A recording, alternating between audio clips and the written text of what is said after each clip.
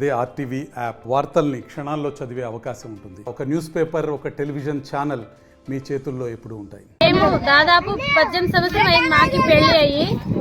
పెద్దోళ్ళు ఉన్నప్పుడు 100 సంవత్సరం ఏమో అయ్యింది, వాళ్ళు కూడా ఉన్నారు పెద్దోళ్ళు. అప్పటి నుంచి రోడ్డుకు పోరాడుతా ఉండేది మేము. అప్పటి నుంచి మా ఊరికైతే ఎవరే గాని వచ్చినా కూడా చేపిస్తాము. యా ప్రభుత్వం వచ్చినా గాని చేపిస్తామన్నారు. ఓటేసే గడిగకి వచ్చినప్పుడు జగన్ వచ్చినా కూడా నేను చేపిస్తానని చెప్పినారు. మడిసిరాలో మీటింగ్ లో అడిగినా కూడా మేము చేపిస్తామని మాట ఇచ్చినారు మాకి, కానీ రోడ్డు చేయలేదు ఈ ప్రభుత్వం. గాని మేము వచ్చి 18 సంవత్సరం అయింది. అప్పటి నుంచి మేము అట్లే ఉంది రోడ్డు. అడిగి సాలైంది మాకి. పెద్దోళ్ళు ఎవరికన్నా అంటే మా మామకే బాగలేదు. మొన్న అంబులెన్స్ ఫోన్ చేసినా గానీ అంబులెన్స్ రాలేదు. ఈడే స్టాప్ అయ్యింది రోడ్ లేకుండా. మాకి స్టాప్ అయినప్పుడు మళ్ళీ ప్రెగ్నెంట్ ఉండారు మా ఊర్లో. డెలివరీ టైంలో ఫోన్ చేసినా గానీ అంబులెన్స్ వచ్చే గానీ అవకాశం లేదు మాకి.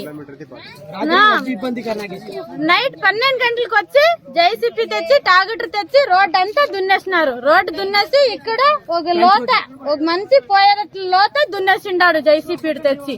మేము 12 గంటలకు వచ్చినాము ఏముందో అని లైట్ చూసి వచ్చినా గానీ పారిపోయినారు అందరూ. మా ఊరికి రోడ్డు కావాలి. నిన్న సాయంత్రం 6 గంటలకి జేసీబీ సాయంతో పట్టా పొలం వాళ్ళు మొత్తం ఉన్న మట్టి రోడ్డును కూడా జేసీబీ సాయంతో పెద్ద గుంతలు తవ్వడం జరిగింది. అదేవిధంగా రాత్రి 12 గంటలకు వచ్చేసి ఆ మట్టి రోడ్డును కూడా సగం మొత్తం ట్రాక్టర్లు తీసుకొచ్చేసి దున్నేయడం జరిగింది కల్టివేటర్ తో.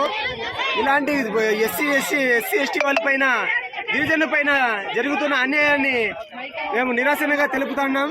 అధికారులు ప్రతిసారి ఎన్నిసార్లు కంప్లైంట్ ఇచ్చినా కూడా ఎంఆర్ఓ గానీ కలెక్టర్ గానీ ఎన్నిసార్లు అధికారుల దృష్టి తీసుకోపోయినా కూడా ఈ రోడ్డు సమస్య గురించి ఈ సమస్య అనేది అదేవిధంగా అలాగే ఉంది. దయచేసి ఈ నిరసనను అయితే రోడ్డు సమస్య పరిష్కారం అయ్యేంత వరకు ఈ నిరసన ఇదే విధంగా కొనసాగిస్తాం. కంపల్సరీగా ఈ సమస్య అధికారుల దృష్టికి తీసుకెళ్లేసి కంపల్సరీ సమస్యను వెంటనే పరిష్కరించాలని కోరుతున్నాం.